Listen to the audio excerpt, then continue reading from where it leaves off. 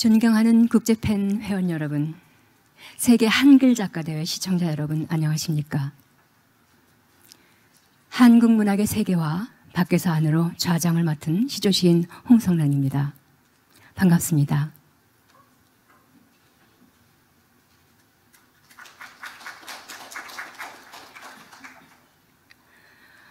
오늘 행사는 1부 세미나에 이어서 2부 외국인 한글시 낭송을 진행하는데요. 특별한 자리를 축하하고 격려해 주시기 위해서 대한민국 예술원 회장 이금배 선생님께서 함께 해주셨습니다. 회장님께서 1, 2부 전체를 포괄하는 축하의 말씀을 해주시겠습니다. 이금배 회장님 앞으로 모시겠습니다.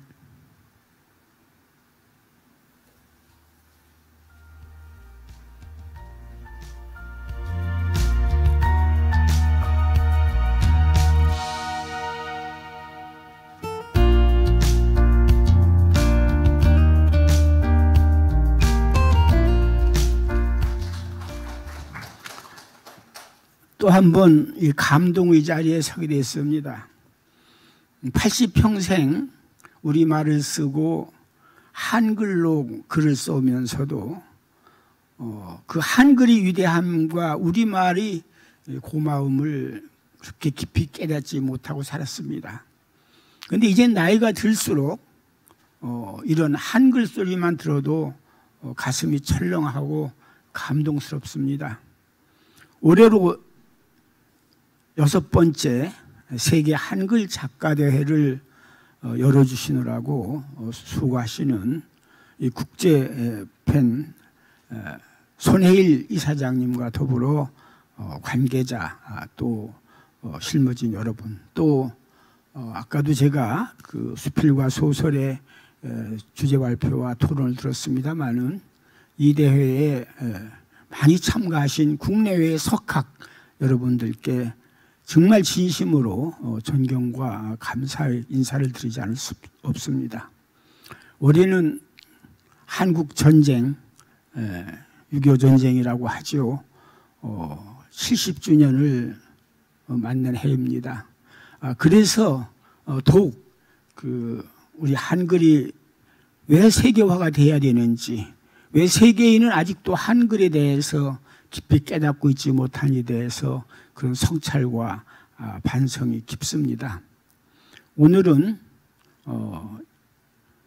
저기 앞에 계신 분들이 14개 나라의 우리 한국어를 사랑하시는 시인들이 오셔서 각기 당신네 나라의 전통 복장을 하고, 저는 한복을 입고 나왔습니다마는 우리의 고전 시조 중에 대표적인 작품들을 낭송하는 이런 뜻깊은 자리입니다. 왜 한글과 시조는 같은 것인가 하는 것입니다. 왜 한글은 시조이고 시조는 꼭 한글이냐? 아시는 것처럼 세계에서 가장 정형시로서 오래전에 시작된 것이 시조고, 또 오늘날까지도 순수문학으로서 남아서 사랑을 받는 것이 시조입니다. 근데 이 시조는 한국어로 되어 있고 글자수로 되어 있는데, 이 시조를 표기할 수 있는 문자는 전 세계 아무 문자도 없습니다. 영어도 안 되고 중국어, 일본어, 어느 나라 문자도 안 되고 반드시 한글만이 그 3, 4조라든가 하는 그 말걸음, 글자걸음을 맞출 수 있기 때문에 시조는 한글시입니다. 그러나 또 한 가지는, 그렇다고 해서 한글이 고전, 시조가 고전이라고 해서 현대에 적합하지 않냐 하는 문제는 다시 물을 필요도 없습니다. 왜냐하면 우리가 흔히 말하는 적자생존이라는 말이 있듯이, 만약 시조가 현대에 합당치 않은 문학 장르였다면, 오늘 이 자리에도 많은 시조 시인들이 오셨습니다마는, 그렇게 시조가 한국 현대 문학으로서의 위상을 높이고 또 그렇게 좋은 작품을 생산할 수가 없을 것입니다. 또한 왜 밖에 그 한글을 사랑하는 많은 외국 작가 시인들이 이런 한글 대회 같은 데 와서 꼭 시조를 낭송하고 시조를 사랑하느냐 하는 것은 바로 한글과 시조가 밀접한 뗄래야 뗄 수 없는 한 몸이기 때문입니다. 그래서 오늘 우리는 한글의 위대함과 한글로 된 한국의 시인 시조의 자랑스러움을 함께 느끼고 또 서로 감상하고 서로 사랑하는 그런 날입니다. 여러분 참석해 주셔서 감사합니다.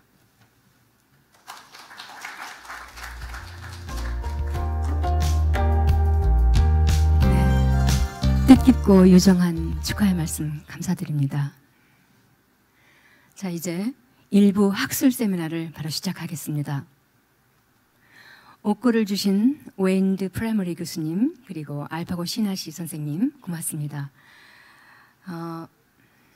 토론자로는 두 분께서 웨인 선생님과 알파고 선생님 두 분께서 발제를 해주시고요. 토론자로는 김복근 선생님, 금동원 선생님, 박방희 선생님, 지은경 선생님을 모셨습니다. 두 분의 발표가 끝나면 바로 종합토론으로 이어가겠습니다. 자, 먼저 발표해 주실 분은 서강대학교 글로벌 한국학과 교수님 웨인드 프라이머리 교수님입니다. 시조를 찾아서 전통 속의 청살리 벽계수를 준비하신 웨인 선생님 앞으로 모시겠습니다. 시간 관계상 요약하고 프레젠테이션 15분 이내로 부탁드립니다. 발표 부탁드립니다.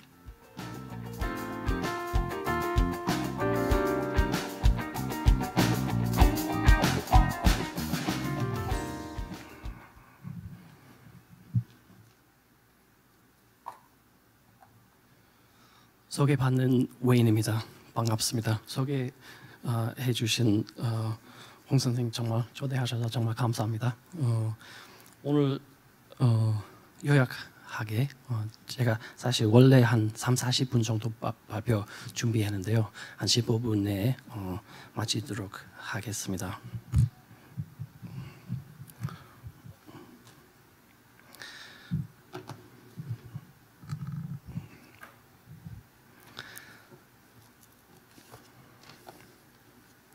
시조 탐색하다 보면 가사와 음악적인 형태가 발견됩니다. 근대가 요구하는 전형과 맞닿게 개작된 음악적인 형태와 가사를 접하게 되는 것입니다.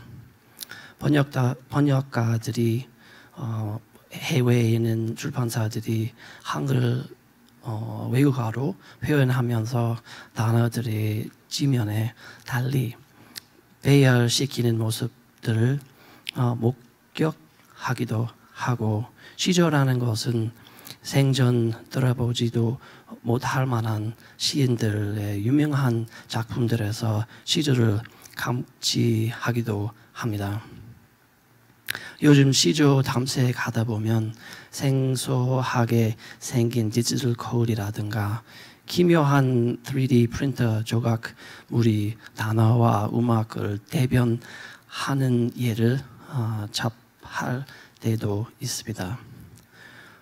소외된 이국 문화와 소외된 본토 역사를 정중하게 전용하는 젊은 래퍼들이 시조를 랩을 하는가 하면 나의 지긋한 하버드 교수들이 역시 서울의 거리에서 유클렐리 치면서 정살리 벽계수를 흥얼거리는 가운데 가깝고 먼 정취들을 소환하는 것입니다. 오늘 이 짧은 발표를 통해서 이러한 것들이 다 시조 전통의 정살리와 벽계수이라는 점을 제시하고자 합니다. 제가 하버드에서 교육받는 연구자이자 한국문학의 교수로서 번역가와 시인으로서 디지털 문서 및 기술의 전문가로서 새로운 영문 시조 문예지를 편집자로서 다큐멘터리 필름 프로듀서로서 그리고 가장 본질적으로는 시조가 되고 의미하는 것들의 정체를 향해 비상하게 미혹된 한 정말 평범한 사람으로서 시조 전통과 맺어온 특이한 관계와 맞물려 있습니다. 발표에 초점 황진의 정서리 벽계 수야가 담고 있는 그 다양한 면면의 정체와 의미들을 들여다보는 데 맞춰질 것입니다. 그것으로 시조 전통의 풍부한 다양성이 드러나기를 희망합니다. 아주 요약으로 우리 잘 아시다시피 고려 말의 조선 초기에 음악으로서 시조 전통을 전환이 있습니다. 18세기에 그때까지 시조들이 어느 정도 모여서 필사본 만들었습니다. 지금 보고 계신 부분은 그 정구연안이라는 필사본인데 오른쪽에 황진이 시조입니다. 19세기 말에 번역 시작했습니다. 시조 번역 시작했는데 1995년에 제임스 가트 게일이라는 분은 바킬로 효심을 번역하고 출간을 했습니다. 그 다음에 1920년대 아주 중요한 시절이 되었습니다. 그때는 재남선, 이광수, 이병기 등등 그 작가들이 새롭게 시조를 상상했습니다. 그때는 이 문학 형식을 어느 정도 깊게 또 넓게 펼쳐 나왔습니다.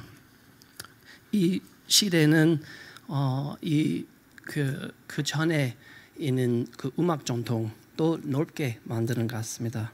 그리고 이 시대에는 우리 잘 알고 있는 그 시조 형식, 그 3장으로 된 시, 종장, 중장, 종장, 그런 뭐 4, 3, 4, 4, 4, 3, 4, 4, 4, 3, 5, 4, 3 그런 같은 형식을 이 시대에 어느 정도 정리했습니다. 아직도 이용하고 있고요. 또 이런 거에 대해서 또 토론을 많이 합니다. 해방 후에 남한하고 북한에서 계속 시를 썼고 그리고 이 문학 전통도 깊게 해줬어요. 그리고 1948년에 최초로 영문 번역 신문집이 발견되었습니다. 최근 들어서는 미국과 호주 시인들이 영어로 시조도 씁니다. 이쪽 어떤 부분 하나 있는데요. 나중에 질의응답 시간에 좀 설명드리겠습니다. 이 시절에 해방 후에 이 문학 깊이는 게 하면서 해외에서 외국 분들을 또 사실 영어로도 시조를 썼습니다. 2009년에 Urban Temple이라는 시조집을 낸 데이비드 맥켄 하버드 교수는 아마도 그 중에 가장 잘 알려진 인물일 것입니다. 몇 년 후에 2012년에 장비로 번역본도 나왔습니다. 수성 경력에 빛나는 호주 출신 시인 댄 디즈니도 시조 형식을 받아가지고 시를 하고 시조를 쓰고 있습니다. 한 편을 낭독하겠습니다. Do not boast of your speed, O blue stream in green hills. We are storage, self-storing, bitmaps. We are under a moon, filling empty hills, viz. Canny forms no more than our own interpretation of content.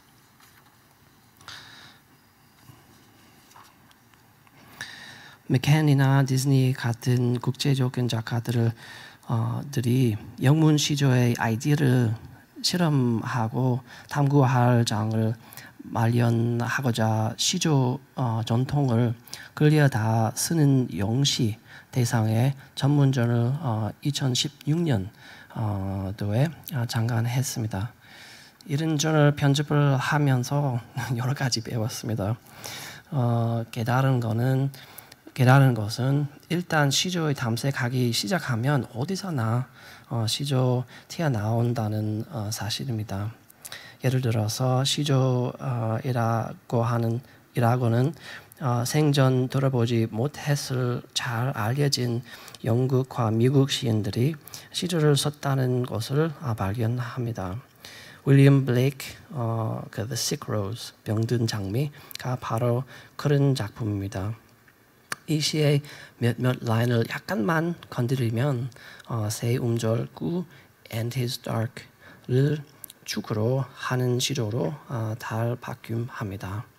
윌리엄 칼러스 윌리엄스 비슷하게 그분의 작품 This is just to say 다름 아니라 명백한 시조입니다. Forgive me 종장의 새 음절 죽기도 때문입니다. 잠깐 보여드리겠습니다. 원래 이 윌리엄 블레이크 시 이렇게 나오는데 조금 바뀌면 시조됩니다. 윌리엄 칼러스 윌리엄스 시 원래 이렇게 나오는데 조금 바뀌면 시조됩니다.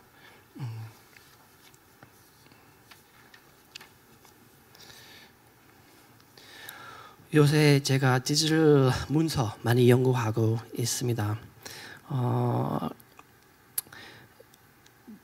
저는 이 문학물이 어떻게 이 디지털 시대에 문학물이 어떻게 해서 이 물체와의 조이자 언어와의 조이인지 또 디지털 테크놀로지가 문학 경험을 얼마나 근본적으로 변화시키고 있는지 그러한 점들에서 제시하려고자 하는 컴퓨터 스크린의 시조를 시현하는 디지털 코드를 3D 조각으로 만드는 실험 해왔습니다. 요새 우리 이 옛날 전통 디지털화해야 한다라는 생각을 많이 하는데요. 거꾸로 생각하면 더 중요한 질문이 나왔습니다. 우리 디지털화된 전통을 물리화하면 뭘 나올까 하는 그런 같은 질문 생각하면서 이런 같은 조작이나 실험을 만들었습니다.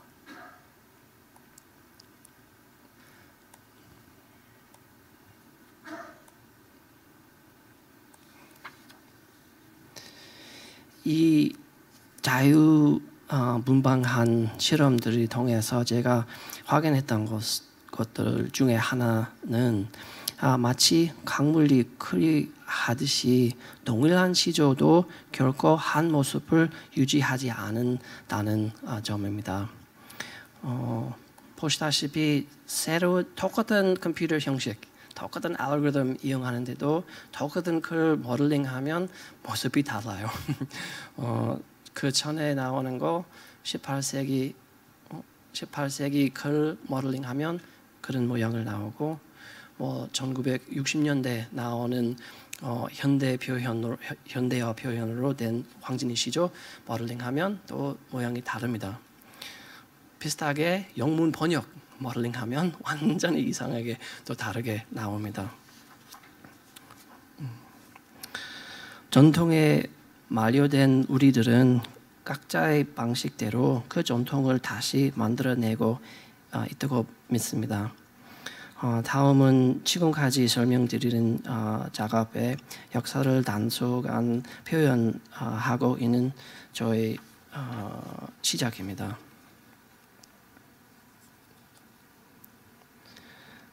Because it was heard first, the squall of black ink in the oldest manuscripts, Kim Chon-taek's 1728 Songs of Green Hills. Isn't it? No, nor the editing example made of it in the news in the late autumn of 1925, or the longer stretch of settled letters of Chen Nam-sun's 1928 Shijo, arranged by kind. It doesn't flow through Chung Byung-uk's transcription or my translation. The logic of it these days. See it here. Makes for solid things.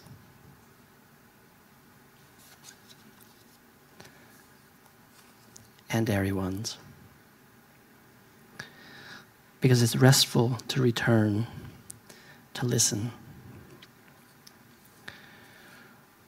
여러 한 하버드대 교수님들은 시조를 음악적으로 그리고 시적으로 재생산하기 위해서 가깝고 먼 문화를 전용하고 있습니다. 그것은 데이비드 맥켄 교수가 그분의 친구이자 조언자인 권영민 교수에게 보내는 생일 인사 말인데 허락받으면서 보여드리겠습니다. 그 바로 후에 맥켄 교수는 바로 이 노래를 제가 만들고 있는 시조 다큐멘터리를 위해서 서울 거리에서 또 불려주셨습니다. 그 다음에 바로 후에 그 어느 정도 젊은 한국 래퍼도 황진이 시조를 래퍼로서 부를 겁니다. 보여드리겠습니다.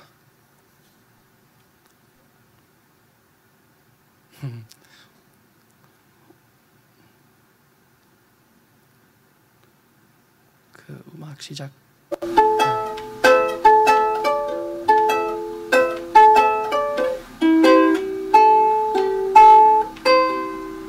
무슨 노래인지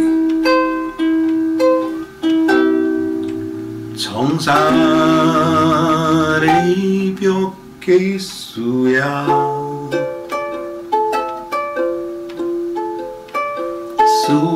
수익감을 자랑 마라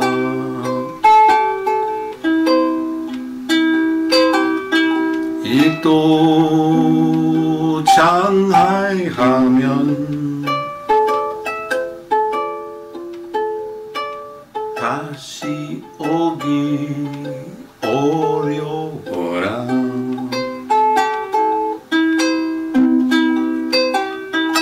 명월이 만공산하니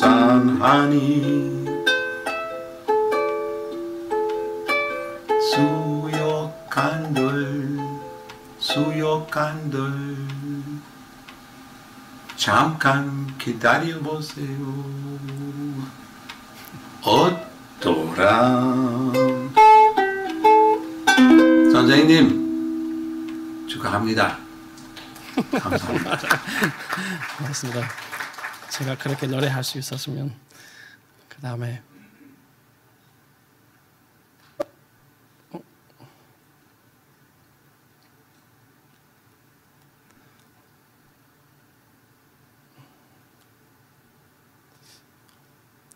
나옵니까?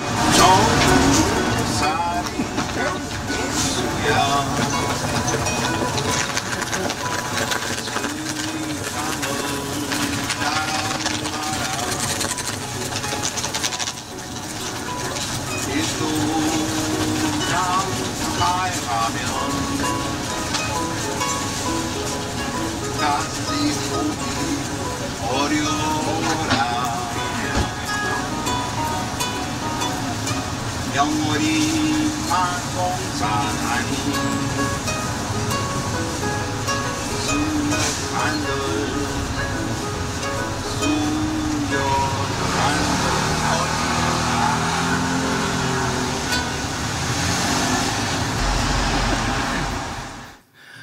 그 다음에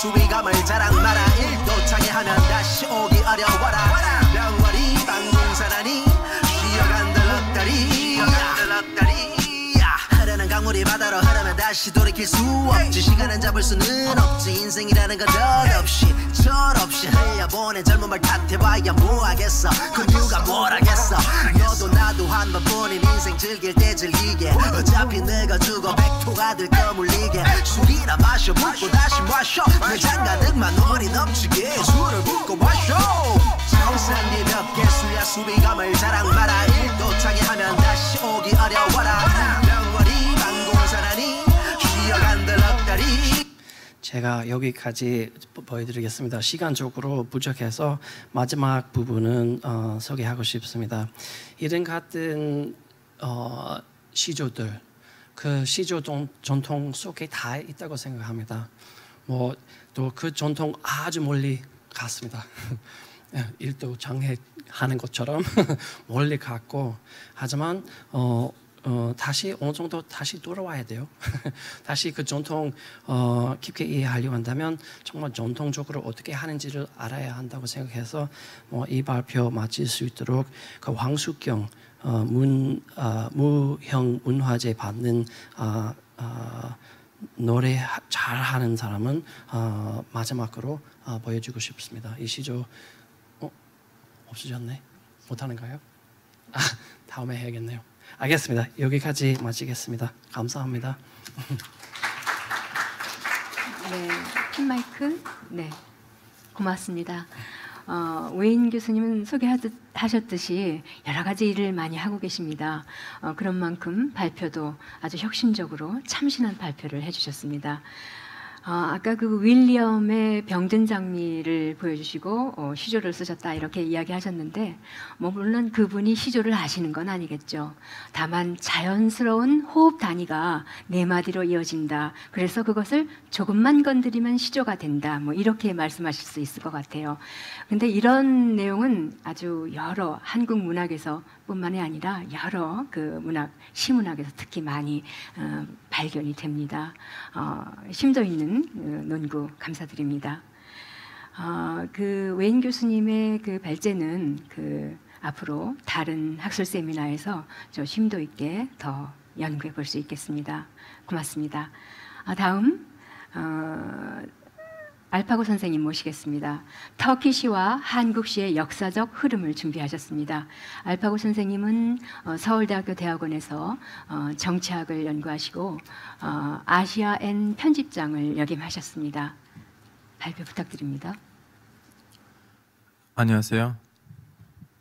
이제 여러분 여기 와 계신 분들은 이제 문학계에서 학술을 깊게 하시는 분들이고 교수님들이시고 아니면 시인들이신데 저는 기자로서 여기 나와 있다는 건 좀 약간 부끄럽지만 저는 책 2권 썼고요. 지금도 소설 하나 쓰고 있어요. 그래서 어떻게 보면 신임 작가로 인정해 주시면 감사하겠습니다. 사실은 오늘은 좀 약간 한글에 대해서 얘기를 해야 되는데 가끔씩 어떤 사물이나 뭔가의 값을 이해하려면 또 다른 뭔가를 비교를 해야지 더 깊숙이 그 값을 주어줄 수가 있고 그 판단을 할 수가 있는데, 그래서 좀 약간 전 이번 발표를 통해서 이제 터키시의 이렇게 역사적 흐름하고 한국시의 역사적 흐름을 이렇게 비교하면서 좀 더 한국시를 다시 볼 수 있게끔 하려고 하는 거예요. 그러기 위해서는 일단은 터키시의 역사적 흐름을 보여드릴게요. 이제 이번 발표 안에는 너무나 빠르게 한 1분 안에는 터키 역사의 1분 요약을 하고, 다만 그 역사 흐름에 맞춰서 터키시가 어떻게 변하는지 시간 이렇게 시기별로 보여드리고, 그 시기 안에서 한국시가 어떤지를 보여드리고 그렇게 하도록 하겠습니다. 이제 터키 역사를 비교를 하자면 터키 역사는 딱 이렇게 4개를 볼 수가 있어요. 일단은 돌골 제국까지에 있는 시기, 무슨 말이냐면 터키 사람들이 중국인들이랑 같이 몽골 지역에서 살았던 시기. 다음에는 이제 그 중국한테는 그 돌골 제국이 멸망해요. 당나라 때. 이렇게 시간으로 보여드릴게요. 한때 너무나 컸던 그 돌골 제국이 다음엔 중국한테 멸망당하고, 막상 그때 이제 아랍 사람들도 이제 중동에서 중앙아시아로 왔는데, 그때 이제 투르크 사람들하고 아랍 사람들은 동맹을 해서 달라스강 전쟁 때는 이제 동맹을 해서 중국이랑 싸웠는데, 그때 이 중앙아시아에서 살지 말고 이 아랍 사람들 따라가서 중동이나 아니면 유럽 쪽으로 이렇게 이주하자고 하는 거예요. 그래서 이제 서쪽으로 대대 이주가 일어난 거고, 예전에는 이제 몽골 지역에 있었던 투르크 계통 민족들이 이렇게 이제 우즈베키스탄, 카자키스탄을 걸쳐서 터키까지 오는 거예요. 그리고 이제 현재 저는 이제 발표의 내용이 이제 터키니까 터키 역사를 말하자면, 이제 마지막으로 이제 왔던 사람들이 제일 끝까지 갔던 사람들이 거기서 오스만 제국을 건설하는 거예요. 자, 이제부터는 이제 시에 대해서 얘기인데 역사를 너무 빠르게 설명했는데 이해가 되시는지 모르겠어요. 그래서 질문 있으시면 이따가 물어보세요. 그래서 일단 터키 시의 첫 시기는 그 탈라스강 전쟁까지에 있었던 시기, 즉슨 터키 사람들이 중앙아시아에 있었던 시기, 중앙아시아보다는 그 몽골하고 카자흐스탄 사이에서 살았던 그 시기를 말하는 건데, 그 시기에 있는 시들을 우리가 어떻게 알게 됐냐면, 지금 몽골에서 피문들이 있어요. 얼혼 피문들이 있는데, 그 피문들이 돌골 제국 때 세웠던 피문들이고, 글씨는 돌골 글씨입니다. 돌골 글자 하는데, 그 이제 터키 민족이 맨 처음에 만들었던 글씨예요. 글자예요. 이제 거기 있는 시들을 보면 오늘나라 말로 바꿀 때는 이렇게 돼 있어요. 앞에 거는 그 당시에 있었던 발음이고 옆에 거는 지금 현재 터키 말로 해당된 그 번역이에요. 보시면 거의 비슷해요. 즉슨 무슨 말이냐면 터키 사람들은 예전에 그 시하고 그 터키어는 거의 2000년 전에도 비슷비슷했었다는 거예요. 이 두 개 단어만 다를 건데 뉴니아하고 펠렉 그것도 다 아랍어예요. 하여튼 이제 이 시기에 대해서 얘기를 하자면 터키 문학은 오랫동안 터키시는 오랫동안 구비 문학이었어요. 글씨가 없으니까 구비 문학이었고 그리고 시의 내용을 보면 다 이렇게 샤만교 영향이 너무 컸고 샤만교 위주로 돼 있었고 그리고 주로 시들의 내용을 보시면 영웅에 대한 칭찬 그쪽 지역을 지켜주는 장군에 대한 칭찬 아니면 자연에 대한 묘사예요. 자, 이때까지 이렇게 7세기, 8세기까지 한국 시도 보시면 비슷한 부분도 있고 틀린 부분도 있어요. 그 당시 한국 시를 보시면 역시 좀 약간 샤만교의 영향이 좀 있었고 왜냐면 아직 불교가 안 들어왔거든요. 그리고 이제 좀 약간 자연에 대한 묘사도 있고 근데 이제 다른 점이 뭐냐면 한국의 시가 구비문학에서 기록문학으로 넘어가는 건 너무 빨라요. 한 2세기 1세기 이제 또 학계에선 주장이 다르긴 하지만 무슨 주장이든 간에 결론적으로는 터키 문학에 비해서는 훨씬 빨라요. 한국 시가 기록문화로 넘어가는 거. 그 이유가 뭐냐면 터키 사람들이 중국 그 앞에 살고 있는데도 중국 글자를 거부했어요. 우리는 한자 안 쓰겠다. 근데 한국 사람들은 한자를 너무 빠르게 받아들인 거예요. 그러다 보니까 한국의 거대 시를 너무 옛날 시를 찾는 거 쉬운 반면에는 터키의 거대 시, 옛날 시를 찾는 거 너무 힘들고 거의 불가능해요. 근데 또 거기서 이제 또 다른 방면이 뭐냐면 터키는 그까지 한자를 거부했기 때문에 자기 민족 글자를 더 일찍 만들었어요. 6세기에 그 위구르 글자를 만들었거든요. 오늘날의 그 얼혼 피문에 있었던 글자도 터키 글자예요. 물론 다음에 그 글자를 버렸죠. 아랍 글자를 썼기 때문에. 근데 그 글자는 다음에는 몽골 글자로 병영이 돼서 어느 날까지 어떻게 보면 진화하면서 살아남았어요. 일단 이거는 첫 시기예요. 한국 시하고 터키 시를 비교할 수 있는 첫 구간, 첫 시기예요. 다음 시기로 넘어갈게요. 이제 탈라스강 전쟁이 일어났어요. 터키 사람들하고 아랍 사람들 친해졌어요. 터키 사람들 이제 아랍 지역으로 가겠다고 했어요. 중동 아니면 이란 그쪽. 그때 이제 무슨 일이 일어났냐면 터키 사람들이 자기 글자를 버리고 아랍 글자를 쓰기가 시작했어요.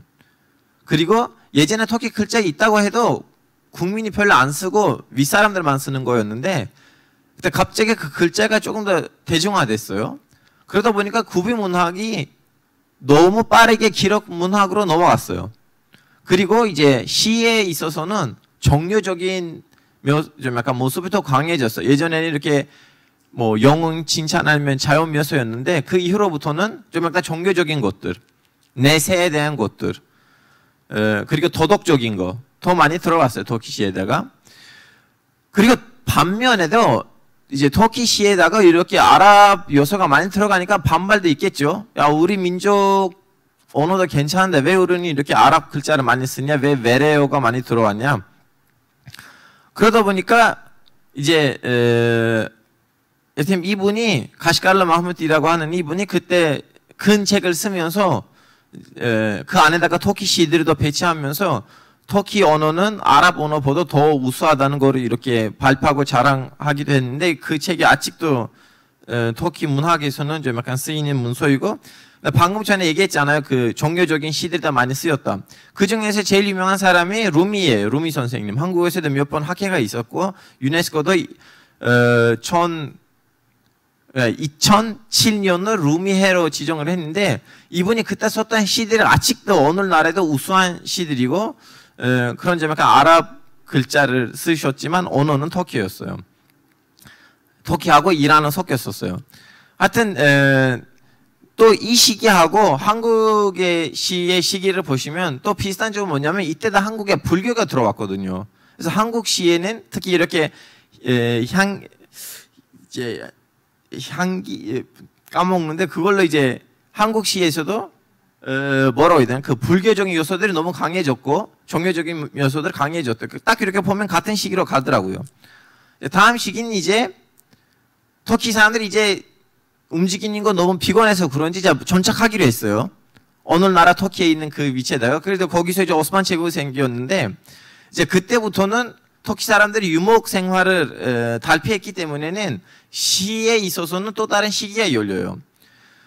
무슨 뭐 열리냐면 이제 완전히 자연 묘사 아니고 사랑, 로맨틱한 시들이 많이 쓰였고 물론 종교적인 시들도 계속 쓰긴 하지만 그러다 보니까 이제 업운하고 조율도 너무 좀 약간 발달이 됩니다.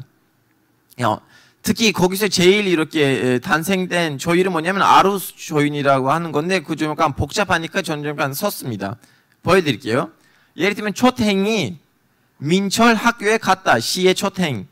그렇다면 다음 행위를 쓸 때는 민 밑에 들어갈 단어를 무조건 이러한 모음을 써야 돼요. 왜냐하면 아랍 글자에서는 그 뭐라고 해야 되나 모양을 가지고 쓰는 거예요. 모양까지 맞추려고 한 거예요. 음뿐만 아니고 모양까지 맞추려고 한 거예요. 왜냐면 글씨가 그림같이 나오잖아요. 아랍 글자는. 모음 다 맞춰줘야지 모음 다 비슷비슷한 모음으로 가야지 글씨가 눈에 보일 때는 예뻐 보인다는 거예요. 그래서 음보다는 모양까지 신경 쓰기가 시작했어요. 그것보다 더 좀 약간 뛰어난 시들이 다 나왔죠. 그 중에서 오스만 제국 술탄이 쓰는 시인데 시를 보시면 이렇게 읽으셔도 위아래를 읽으셔도 똑같은 시예요. 저는 이제 한국인들이 이해하지 못할까봐 저도 한국어로 한번 시도를 해봤습니다. 자, 이거 제가 쓴 시인데 이해 좀 약간 여러분들 이해하실 수 있게끔 이제 잠만심을 비에 기원삼은 날개야 이렇게 읽으셔도 똑같은 시이고 이렇게 읽으셔도 똑같은 시예요. 물론 이거는 좀 약간 한국어로 좀 이해하기 힘들거나 뭔 말인지 하실 수가 있지만 터키 시를 이렇게 쓰면 이해할 수 있게끔 쓰시는 시인들이 생겼다는 거예요. 그래서 모든 사람들이 인정하는 거는 뭐냐면 오스만 제국 시기에는 터키 시는 황금기였어요. 같은 시기를 보면 같은 시기, 즉슨 조선 시기에도 똑같은 거예요. 한국은 시조로서 한국 문학에 있어서 너무나 한성기 같은 시기를 결쳤어요. 왜냐하면 그 조선 자체가 좀 약간 지식인 위주로 학자 위주로 된 나라였기 때문에 시가 발전할 수밖에 없는 분위기였어요. 그리고 또 거기에다가 플러스가 뭐냐면 한글이 나왔다는 거예요. 한글이 나오면서 한국 시가 발전할 수 있는 또 다른 어떤 동로가 생겼어요. 근데 그 한글을 가지고 한국 시가 발전했다는 거는 조선 말기였죠. 조선 그 세종대왕 이후로부터 아니고 조선 말기였어요. 그거 이제 어떻게 보면 터키에서 공화국 선포, 오스만 제국 멸망하고 공화국 선포하는 마지막 시기하고 그 한국에서도 이제 일제가 들어오면서 똑같은 시기예요. 터키에서는 이제 라틴 글자를 쓰고 아랍 글자를 버리고 그 옛날에 있는 그 복잡한 조율이나 어분을 쓰지 말자고 해서 조금 더 다시 한번 대중화, 조금 더 터키 거를 쓰자고 하는 움직임하고 한국에 있는 이제 협회, 그 독립신문 위주로 시작하면서 이제 한글을 좀 더 많이 쓰자고 하는 그 움직임이 거의 비슷하게 보이긴 하지만 차이점이 뭐냐면 터키에서 아직도 정통파 시를 쓰시는 분들이 있어요. 그 옛날처럼 이렇게 힘들게 어분하고 조율을 무조건 맞춰줘야겠다는 식으로 쓰시는 분들이 있는데 그분들이 이 개혁파 시인들을 너무 많이 뭐라고 해야 되나 그 말로 욕설했어요. 예를 들면 이건 지금 터키 현대시인데 보시다시피 조율도 없고 어분도 아무것도 없어요. 그냥 시인이 느낌대로 쓰신 거예요. 그래서 정통파 시인들이 이런 시인들을 테러리스트라고 했어요. 터키 문학을 파괴하고 있다. 근데 이 시기하고 한국에 있는 이 시기를 비교하자면 한국에서 이렇게 정통파하고 개혁파 사이에는 뭐 역설같이 나오는 중돌이 없는 걸로 알고 있어요. 뭐 있다면 알려주시면 감사한데 너무나 심각한 중돌이 없었어요. 그냥 뭐 이런 시를 쓰시는 분들도 있나 보지 하고 새로운 이렇게 장르가 생긴 건데 터키에서는 진짜 너무나 심각하게 개혁파 시인들하고 오늘날에도 아직 그런 중돌이 있어요. 저는 이제 시간이 없다 보니까 이렇게 빠르게 했는데 이해하지 못하신 분들이 있다면 이따가 질의응답이나 아니면 쉬는 시간 때 물어보시면 됩니다. 여기까지였어요. 네, 고맙습니다. 네, 알파고 선생님 아주 시원시원스럽게 말씀 잘하시죠? 터키 분인데 한국으로 귀화하셨습니다. 부인이 한국 분이시죠? 네. 그리고 다양한 활동을 하고 계신데 방송 출연도 많이 하고 있고 스탠딩 코미디도 하고 다른 자리에서 섭외하셔도 됩니다. 네, 오늘 발표 한국시와 터키시의 역사적 흐름을 구비문학과 기록문학 시대로 나누어서 설명을 해주셨고요. 이제 두 분 발표가 끝나고 네 분 토론자를 모시고 종합토론 이어가겠습니다.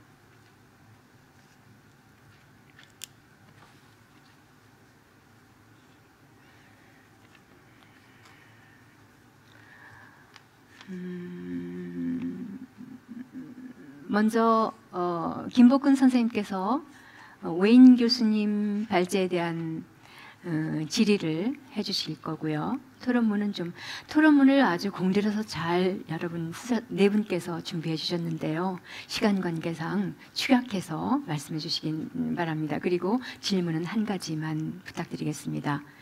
김복근 선생님. 예, 반갑습니다. 네, 김복근입니다.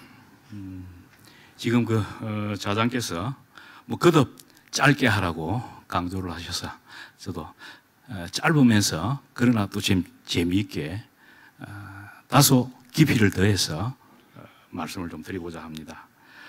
우선 제가 알기로는 선진 외국에서는 팬대회를 할 때 자국의 정형시를 아주 중요하게 다룬다는 걸로 알고 있습니다. 근데 마침 오늘 이 세계 한글 작가대회에서도 한국 표현에서도 정형시를 파이널 프로그램에 넣어서 이렇게 중요하게 다뤄주셔서 시조를 공부하는 사람으로서 먼저 감사의 말씀을 좀 드리고 싶습니다.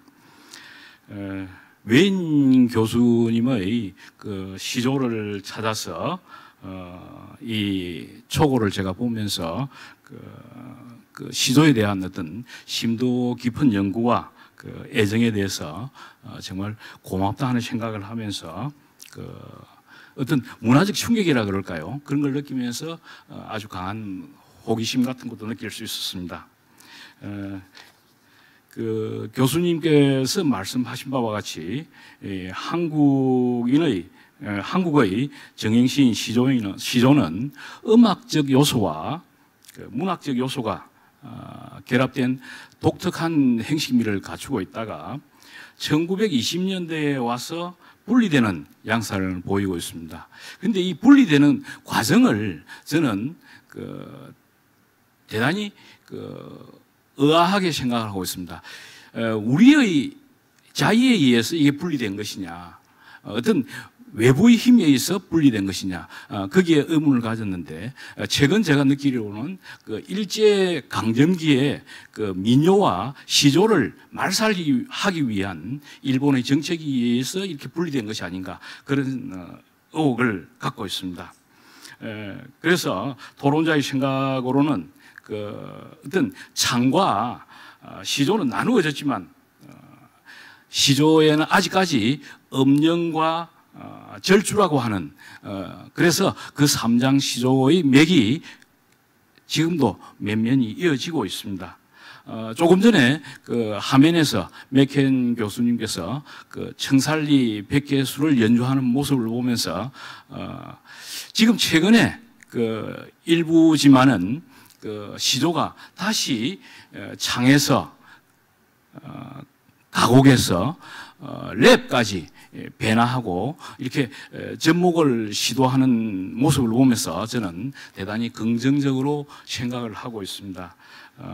교수님께서 그 창과 시조에 대한 말씀이 계셨기 때문에 이 현대 시조에 전승되고 있는 음악성에 대한 그 교수님의 견해를 여쭙는 것으로 제 질문을 대신하고자 합니다. 고맙습니다.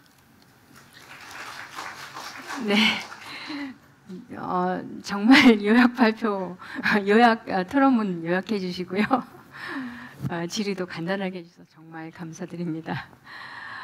그 다음에 금동원 선생님 토론 요약해 주시고요. 한 가지 질문 부탁드립니다.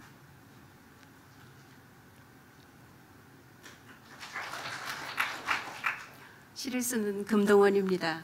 저도 토론문에 대해서 간단하게 요약한 부분을 말씀드리겠습니다. 웨인 드프레메리 교수님의 시조를 찾아서 전통 속의 벽계수 발표문 잘 읽었습니다. 한국 문학과 시조에 대한 다양하고 활발한 연구 활동과 해박하고도 폭넓은 학문적 열정에 우선 존경의 말씀드립니다. 발표의 초점은 황진이의 시가 담고 있는 그 다양한 면면의 정체와 의미들을 들여다보는 데 맞춰질 것이다. 그것으로 시조 전통의 풍부한 다양성이 드러나기를 희망한다 라는 대목에서 밝혔듯이 한국 시조의 정한의 가락, 멋과 풍류를 세계 밖으로 전하는 시조문학의 세계화, 즉 시조를 세계적 문학으로 확대 재생산하는 것, 세계 밖에서 안으로 진입해 들어오는 한글 문학의 세계화 현장에 함께 참여함의 흥분마저 느낍니다. 예시하신 황진이의 청산리 벽계수는 인생의 덧없음과 낭만적인 삶의 유희에 대해 솔직한 감정을 드러낸 당당하고 아름다운 작가의 인생관이 돋보이는 작품입니다. 시적 성취와 한국적 미, 그리고 음악적 풍류의 진수를 드러내는 아름답고도 상징성이 강한 시조입니다. 한국의 전통 시조가 세계문학 작품 속에서 시조 탐색의 선구적이고 새로운 연구 분야로 나아가는 접점이 될 수 있는 기대와 자부심도 가져봅니다. 청산리 벽계수는 전통적 시조의 정형성과 음악적 요소가 강한 시조인데 중의적 의미와 은유, 상징적 메시지들은 어떤 측면으로 번역될 수 있는지에 대한 궁금증이 생깁니다. 음악적 측면을 중시할 것인가, 형식적 측면을 먼저 고려할 것인가, 작품이 가지고 있는 고유의 함축적 의미들이 영어로 번역되면서 의외의 방향으로 변형되지는 않기를 바라는 마음도 있습니다. 시조의 또 다른 시도인 문학물이 어떻게 해서 물체와의 조우이자 언어와의 조우인지, 디지털 테크놀로지가 문학 경험을 얼마나 근본적으로 변형시킬 수 있는지, 그러한 점들을 제시하려고 컴퓨터 스크린에 시조를 시연한 디지털 코드를 3D 조각으로 만드는 실험은 매우 전위적이고 현대적인 실험이라고 생각합니다. 황진이의 16세기 가사를 구현하는 유니코드를 3D로 인쇄한 조각물로 시도한 다양한 실험과 가장 전통적인 율격과 리듬을 가진 시조가 가장 첨단의 디지털 기호로 변환되면서 다양한 이미지의 조형물 형태로 만들어 연구하신 부분은 매우 흥미롭습니다. 시조의 리듬과 가락이 가지고 있는 음악적 요소를 3D라는 이미지의 형태, 즉 시각적 조형물로 표현한 최첨단의 파격적 실험을 하셨는데, 시조에는 낭독이라는, 즉 목소리가 주는 전통적이고 아름다운 리듬이 있습니다. 청각적 요소, 음악적에서 전위 미술품 같은 시각적 이미지 하로의 이동이 전통 시조의 음악성을 어떻게 담아낼 것인가에 대한 궁금증도 남습니다. 발표문을 읽고 선생님의 연구 분야에 대해 조금 여쭙고 싶은 사항을 질문하도록 하겠습니다. 교수님께서 전통과 미래를 연결하는 디지털에 된 언어, 그 기호의 이미지화 작업에서 앞으로 시조 세계화에 어떻게 응용 시도해보고 싶으신지, 또 다른 연구는 무엇인지 궁금합니다. 전통 시조가 디지털 환경에서 조각품처럼 이미지화될 때 한국 시조 문학은 세계화 현장 속에서 어떻게 활용될 것인가에 대한 전망에 대해 들어보고 싶습니다. 다양하고 폭넓은 시조 연구로 새로운 한국 시조의 여러 가지 진면목을 공부하게 되어 깊은 감사를 드립니다. 감사합니다. 네, 고맙습니다. 아주 핵심 체크를 잘 해주셨고요. 웨인 교수님 자리에서 답변해 주시기 바랍니다. 정말 좋은 질문을 하셔서 둘 다 선생님들께 정말 감사드립니다. 제 생각에는 김복근 선생님 질문에 답하려고 한다면 사실 어느 정도 질문보다 사실 설명하는 것 같습니다. 이 시조는 원래 전통은 원래 음악이었습니다. 노래였고 다시 사실 그 시대로 어느 정도 가고 있다고 생각합니다. 우리 다시 시조를 노래할 수 있다. 20세기에 어느 정도 문화 깊게 생각했지만 물론 그 전통을 계속 흘려가야 하는데 또 넓게 가야 하는데 세계로 가야 하고 하지만 비슷하게 그 음악 전통도 다시 재생을 할 수 있다고 생각을 합니다. 우리 새로운 미디어에 있어서 녹음 너무 쉽지 않습니까? 너무 쉬워요. 그냥 녹음을 하고 노래를 할 수 있고 뭐 다른 분한테 좀 쉐어링할 수도 있고 그래서 이 시조 전통은 사실 조그마한 샘부터 이 노래를 하면서 나중에 새로운 기술을 하면서 붓을 이용하면서 기록을 했고 그 다음에 인쇄됐고 요새 디지털 코드 되는데 가면서 기술 바뀔 때마다 그 전통을 넓어져요. 넓어지는데 그래서 넓어지면서 음악성 다시 시조는 음악적으로 표현할 수 있으면 좋겠다고 생각을 합니다. 두 번째 질문은요. 이 테크놀로지 제가 실험적으로 만드는 이 조각들이 앞으로 뭘 할 수 있느냐 질문은 같습니다. 그렇게 답을 하려고 한다면 두 가지 정도 있는 것 같습니다. 아까 말씀했던 것처럼 시조 전통, 사실 어느 전통, 기술 항상 같이 있어요. 시조 전통을 시작하면서 목소리, 그 기술 하고 그 다음에 붓으로 가사를 썼고 그 다음에 인쇄하고 아까 말씀했던 것처럼 요새 디지털 코드를 이용하면서 시조 다시 만들고 있어요. 그래서 앞으로 제가 하고 싶은 거는요.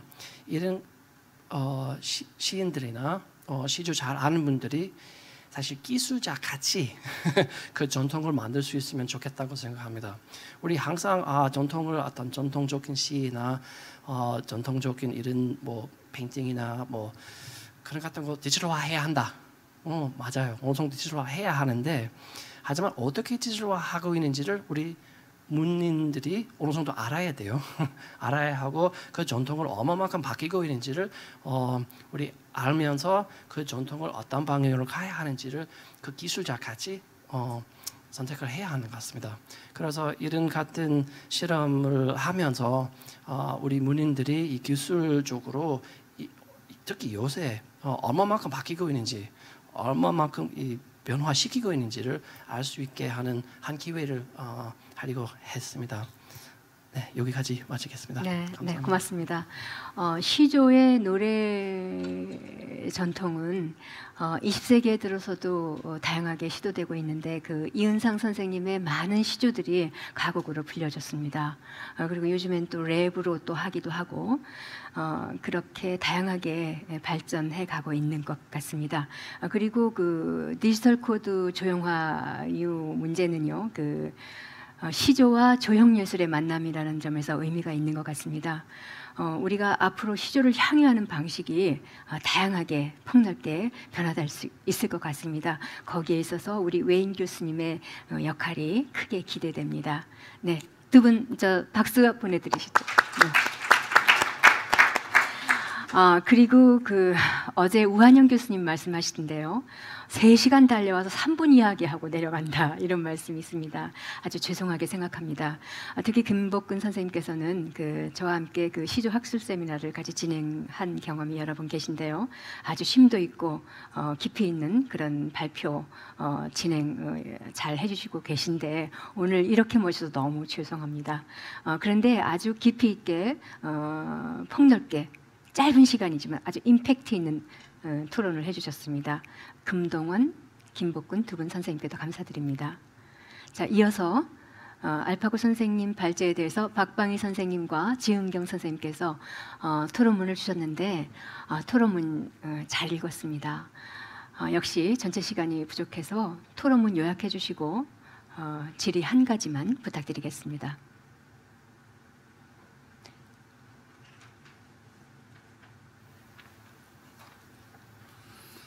안녕하세요.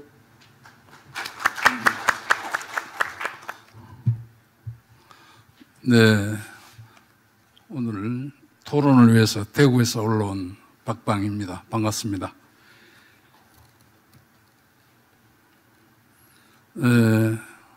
제가 준비한 질문은 2가지인데 한 가지만 간략하게 질문하도록 하겠습니다. 알파고 시나시 선생님의 터키시와 한국시의 역사적 흐름에 대한 주제 발표를 잘 들었습니다. 선생님은 시기별로 터키시와 한국시를 비교해 보면 재미있는 유사점들이 있다고 하셨습니다. 어떤 점들이 특히 재미가 있는지 별로 실제 작품 예가 없어서 무척 궁금했습니다. 그 점하고 또 신기한 차이점들이 또 있다고 했습니다. 차이점이란 터키시와 한국시 당연히 차이점이 있을 수 있겠죠. 문화와 역사와 전통이 다른 민족이고 그런 나라니까 이해를 합니다만은 그 차이점도 작품을 한두 편 들어서 설명을 해주시면 도움이 될 것 같습니다. 비슷한 점은 양쪽 모두 같은 사망교 문명으로 주제들이 비슷하다고 보셨습니다. 그 또한 실제 작품을 몇 편 들어서 설명해 주시면은 이런 점들이 양국의 문학에서 비슷한 점을 우리가 이해할 수 있겠구나 하는 그런 생각으로 질의를 드리겠습니다. 짧은 시간이지만은 작품 실제적으로 우리가 참고할 수 있는 작품 한 3-4편씩만 설명해 주시고 제시해 주시면 큰 도움이 되리라 생각합니다. 감사합니다. 네, 고맙습니다. 우리 알파고 선생님 답변해 주시지요? 네, 지은경 선생님 토론 요약해 주시고요. 질문 한 가지 부탁드립니다.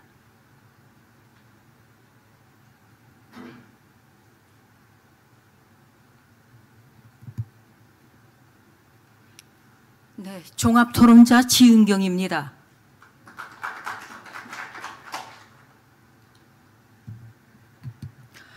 발표하신 알파고 시나시 선생님의 터키시에 대한 발표문을 들으면서 한 나라의 문화와 문학을 이해하기 위해서는 그 나라의 문화와 역사를 잘 알아야 된다는 것을 또 다시 한번 인식하게 됐습니다.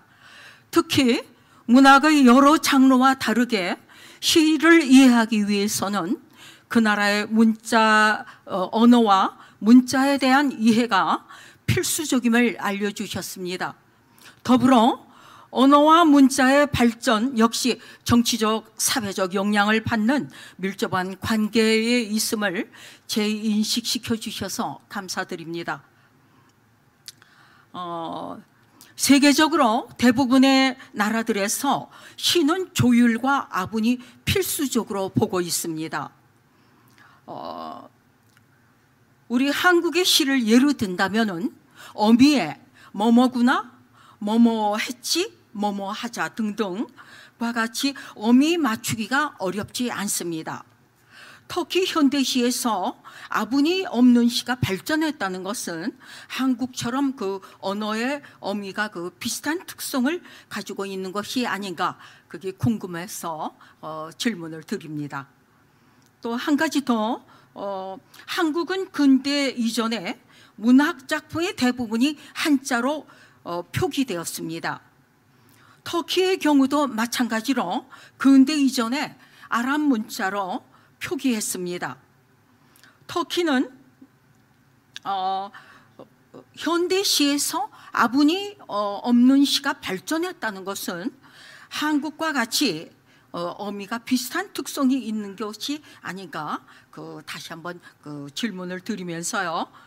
한국은 근대 이전에 한자로 표기되면서 터키의 복원의 공이 큰 분이 무스타파 케말 아타투르크로 들었습니다. 그의 노력이 터키의 문학과 현대시를 발전시키는데 얼마나 영향을 미쳤는지 궁금하며, 터키의 아타투르크가 갖는 문학적 위상이 한국의 세종대왕이나 주시경 선생님 정도의 비교가 되는 위치인지 궁금하고, 터키의 발전에 또 다른 어떤 다른 분이 있으면 말씀해 주시면 고맙겠습니다. 감사합니다. 네, 고맙습니다. 자, 알파고 선생님 답변 부탁드립니다. 하나, 둘, 오케이. 일단은 제일 쉽고 답변을 했을 때 덜 뭐라고 했더니 식은땀이 흘리지 않을 질문들로부터 시작하겠습니다. 네. 작가님의 질문부터 시작을 하자면요, 너무나 정확한 부분을 지적을 하셨는데, 터키는 사실은 현대시가 이렇게 아분하고 조율을 좀 약간 달피하는 움직임의 이유는 사실은 정치적인 거예요. 문학적인 것보다는. 왜냐하면 케말 파샤로부터 이제 공화국이 선패하는 케말 파샤와 함께 사회적인 개혁들이 너무 많아졌고 문화적인 개혁들도 너무 많아졌는데, 그 개혁들 분위기 속에서 일부 지식인들, 시인들도 그래 뭐 아랍 문화를 이제 우리는 버리고 있다면 우리 시에 있는 아랍 요소들을 다 빼야 되는 거 아닌가. 단순히 정치적인 배경으로부터 이제 터키 시에 있는 그 아랍적인 요소들을 빼다 보니까 아분까지 조율까지 다 날아가는 상황이 돼버렸어요. 예를 들면 시 끝 부분에다가 어느 정도 좀 약간 음이 비슷하게 나와야지 좀 약간 노래적인 느낌이 나야 된다. 그것도 다 빼버리고, 다음에는 이제 아분이라는 거 있는데 그 행마도 좀 어느 정도 맞춰줘야 되거든요. 그것까지 다 버리는 그런 분위기가 일어났어요. 그래서 저도 사실은 아분하고 조율까지를 빼고 그냥 마음속에 있는 거를 예쁘게 쓰자는 정도의 이런 움직임을 이렇게 장성하고 지지하진 않지만은요, 이렇게 문학적인 뭔가 있어서 나온 새로운 장르가 아니고 정치적인 분위기로부터 탄생하는 장르이고요. 터키에 있는 지금 현대시가 거기에 있어서 케말 파샤의 개혁들이 너무나 큰 영향을 있다는 거죠. 근데 케말 파샤의 개인 즐기는 시들, 그리고 케말 파샤도 자기가 쓰는 시들 보면 터키 현대시보다는 터키 정통시에 가까워요.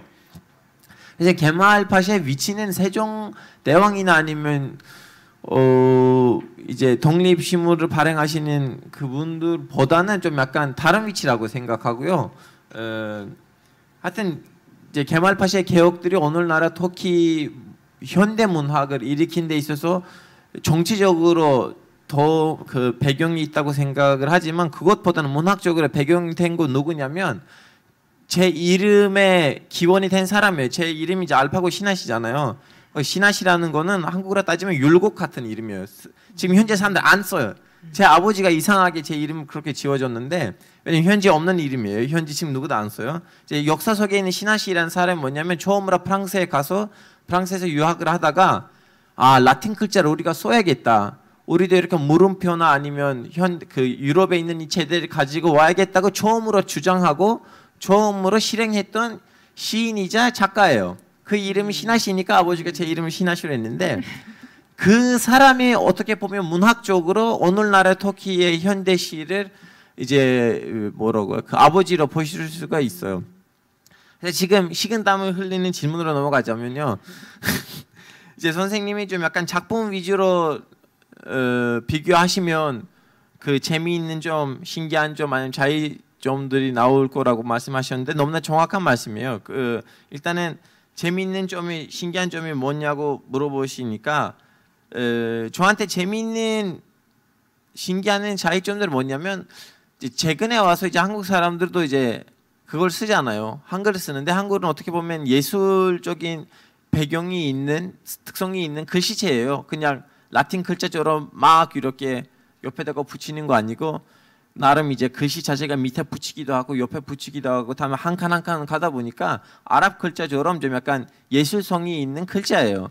그러다 보니까 저는 항상 신기하게 생각했던 거 뭐냐면 오스만 제국 때 아랍 글자를 쓰면서 나왔던 그 아루스 제재가 아루스 아분이자 아루스 조율이 왜 한국어에서도 안 나오는지 그런 좀 약간 모습까지 맞춰보자. 한글에 있는 그 미임이면 밑에 있는 것도 미임이 나면 니인으로 가보자.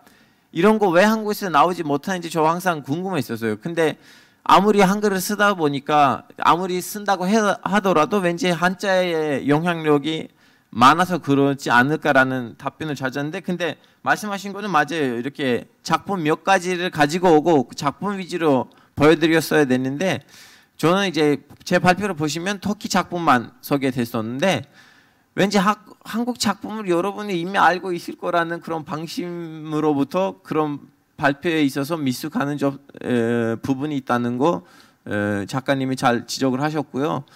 다음 학회 때는 그 부분을 고치고 나오겠습니다. 네, 네 고맙습니다. 그 알파고 선생님이 그 터키시의 아분, 그 또 조율 이런 면이 중국시에는 아마 그게 있을 거예요. 근데 우리는 한국어의 언어학적 구조가 그런 아분 이런 그 조율을 따르지 않는 구조예요. 그래서 그런 같은 점은 찾아볼 수 아마 없을 거고요. 이 우리 터키시에 대해서 우리가 공부를 하려면 3박 4일은 해야 될 것 같습니다. 그런 능력이 있는 분이고요. 오늘 이 정도로 마치도록 하겠습니다. 두 분 발표자 선생님 진심으로 감사드리고요. 또 네 분 토론자 선생님 정말 감사드립니다. 그리고 아울러 정말 송구스럽게 생각합니다. 굉장히 공들인 토론문을 만드셨는데 짧게 요약하고 질문도 여러 가지 준비하셨는데 한 가지만 하라고 부탁을 드려서 너무 죄송합니다. 김복근 선생님, 금동훈 선생님, 박방희 선생님 그리고 박방희 선생님은 대구문협 회장이신데 임무 역할이 많으십니다. 바쁘신 중에 이렇게 와주셔서 3분 말씀을 해주시게 해서 정말 송구합니다. 4분 선생님께 박수, 6분 선생님께 박수 부탁드립니다.